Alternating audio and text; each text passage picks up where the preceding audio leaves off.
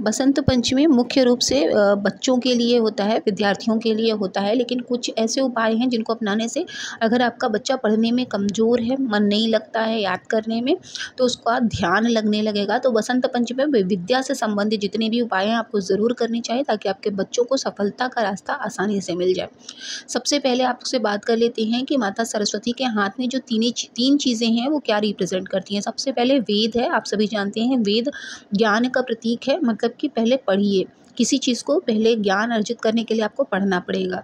फिर है हाथ में वीणा, यानी कि आपको सिर्फ पढ़ते ही नहीं रहना है, आपको थोड़ा-सा अपने मन को सुकून भी देना है, जिसे एंटरटेनमेंट कहते हैं, मनोरंजन कहते हैं। तो मनोरंजन भी आपकी लाइफ में ज़रूरी है, तो आप थोड़ा-सा म्यूज़िक की तरफ भी झुकिए, मनोरंजन के लिए भी आप कुछ ना कुछ अध्यात्म से जुड़ी हुई चीज़ें भी सुन सकते हैं, या जिस तरह का भी म्यूज़िक आपको पसंद है वो आपको ज़रूर सुनना चाहिए। इसके अलावा उनके हाथ में एक आपने माला भी देखी होगी, जो इसको रिपीट यानी कि अभ्यास का प्रतीक माना गया है। तो जो भी चीज़ आप पढ़ते हैं, बच्चों को बोलिए कि जो भी चीज़ वो पढ़ रहे हैं वो उसका अभ्यास लगातार करते रहें। इसके अलावा कुछ ऐसी चीज़ें हैं जो हम आपको बताते हैं कि ये चीज़ें करना और खाना बेहद शुभ माना जाता है बसंत पंचमी के दिन। तो इसमें सबसे पहला आता है सरसों का साग। बसंत पंचमी के दिन सरसों का साग और मक्के की रोटी को खाना बहुत धार्मिक मान्यताओं के अनुसार अच्छा माना जाता है। हरी सब्जियां और सरसों का विशेष रूप से प्रयोग किया जाता है, इसलिए इसे अर्पित करना भी शुभ माना जाता है। ऐसे में बसंत पंचमी पर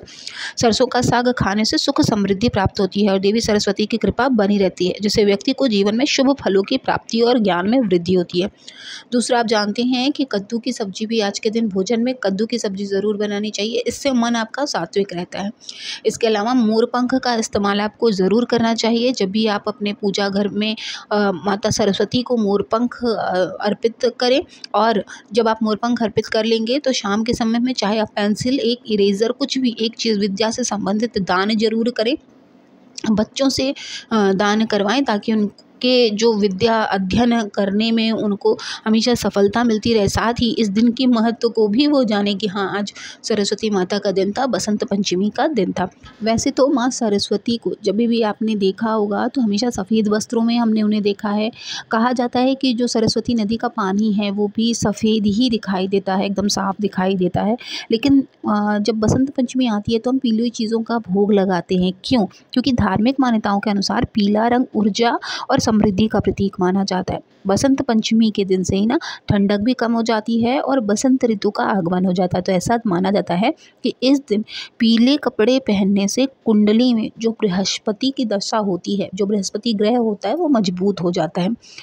अब बात करते हैं कि सरस्वती माँ की पूजा में क्या चढ़ाएं। ऐसा माना जाता है कि माँ सरस्वती को पीले चावल बहुत पसंद है, इसलिए इस दिन मीठे पीले चावल बनाकर माँ को भोग लगाएं और पीले वस्त्र पहनाकर माँ सरस्वती की पूजा करें। माँ की पूजा के बाद सरस्वती देवी को पीले चावल चढ़ाएं और उसके बाद प्रसाद जो है वो लोगों में बांट दें। पूजा में जब भी हम देखते हैं तो लाल और पीले ही कपड़े जो है भगवान के लिए समर्पित किए जाते हैं। लाल रंग जहाँ शुभता का प्रतीक माना जाता है, वहीं पीला वास्तव में एक महत्वपूर्ण रंग है और यह हमारे मस्तिष्क को मजबूत भी बनाता है, हमें खुश रहने में मदद करता है। तो जब भी हम पीला रंग देखते हैं तो हमारा जो शरीर है वो सेरोटोनिन नामक एक विशेष हार्मोन रिलीज़ करता है, जो हमें स्ट्रेस महसूस नहीं होने देता। पीला रंग हमें अधिक उत्साहित भी महसूस कराता है और हमारे मस्तिष्क को अच्छे से काम करने में मदद करता है।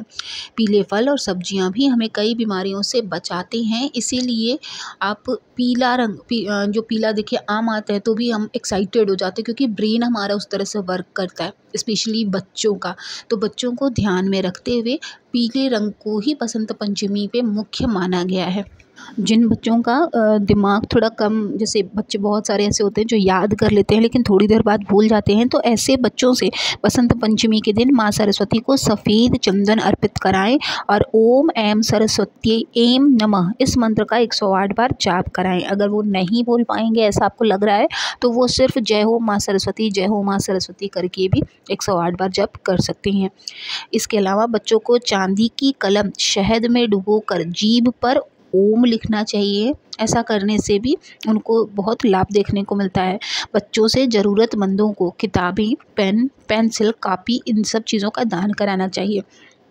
इस दिन अपने बच्चों को सफ़ेद या पीले रंग के ही कपड़े पहनाने चाहिए। माँ सरस्वती की तस्वीर या मूर्ति हमेशा के लिए उनके देखिए बुद्धि के देवता भगवान गणेश और ज्ञान की देवी माता सरस्वती की हमेशा पिक्चर्स उनके स्टडी टेबल पे हमेशा उनके पास होनी चाहिए। इसके अलावा पूजा के स्थान पर जो है इस दिन बसंत पंचमी में बच्चों की किताब रख कर बच्चों से ही पूजा अवश्य करवाएं। माँ सरस्वती को केसर या पीले चंदन का टीका लगाना चाहिए। सरस्वती माता की अगर कथा सुने तो कथा के अनुसार, क्योंकि माता सरस्वती ब्रह्मा जी से ही उनकी उत्पत्ति हुई थी, लेकिन जब मनुष्य था, जब उनमें ज्ञान नहीं था तो वो बातचीत करना नहीं जानते थे, बोलना नहीं जानते थे, क्योंकि ब्रेन नहीं काम करता था, बुद्धि नहीं थी, विवेक नहीं था। तो जब माता सरस्वती की उत्पत्ति हुई और जब वो सबके वाणी पर विराजमान होना शुरू हुई तो लोगों ने बोलना शुरू किया। अब देखिए बोलना कि बच्चों के लिए कितना इम्पोर्टेंट है। जो बच्चे सभ्य तरीके से बोलते हैं उनमें ज्ञान हमेशा आप देखेंगे अर्जन करने की शक्ति ज़्यादा होगी। जो बच्चे बहुत ज़्यादा अब्यूज़िव वर्ड यूज़ कर रहे हैं या गंदी चीज़ों से जल्दी अट्रैक्ट होते हैं, आपको वहाँ तुरंत एज अ पेरेंट्स समझ जाना है कि बच्चा आपके जो है वो माता सरस्वती से दूर हो रहा है। तो ऐसे बच्चों पे सबसे पहले आपको उनके वाणी पे कंट्रोल करना होगा। जहाँ माँ सरस्वती विद्यमान होती हैं वो सबसे पहला है माता जिह्वा पर विराजमान होती हैं। इसी जिह्वा से हम ज्ञान की बातें अर्जन करते हैं, सीखते हैं, क्योंकि हम वही बोलते हैं जो हमारे ब्रेन में, दिमाग में, मस्तिष्क में घूमता है। इसलिए बहुत ज़रूरी है कि बच्चों के वाणी पर हम नियंत्रण रखें।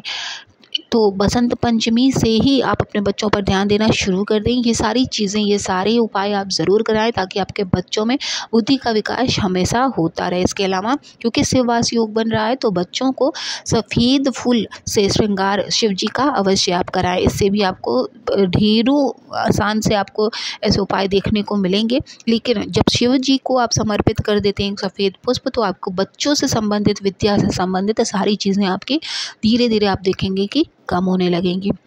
गणेश जी को इस दिन दुर्वा ज़रूर चढ़ाएं ताकि आपको गणेश भगवान का और माता सरस्वती का पूरा बसंत पंचमी का लाभ मिल सके। इसके अलावा इस दिन स्नान करने के लिए अगर संगम का जल है तो संगम का, माता सरस्वती का अगर नदी का जल हो तो आप वो भी इस्तेमाल कर सकते हैं। नहीं तो माता गंगा के जो नदी है उनका जल लेकर आप स्नान कराएं बच्चों को। उसके बाद पूजा के लिए ज़रूर बिठाएं। अगर बच्चों के पास पर्याप्त समय नहीं है, वैसे तो इस दिन स्कूल की संस्थाओं में जितने भी शैक्षणिक संस्थान हैं इस दिन पूजा कराई ही जाती है, लेकिन अगर आप अपने घर में अपने हाथ से बच्चों से आचमन करा के, संकल्प करा के पूजा कराते हैं तो माता सरस्वती हमेशा के लिए आपके बच्चों के विकास के लिए तत्पर रहती हैं। तो ऐसे में बसंत पंचमी के दिन व्यर्थ ना जाने दें, बच्चों से उनकी पूजा अवश्य कराएं।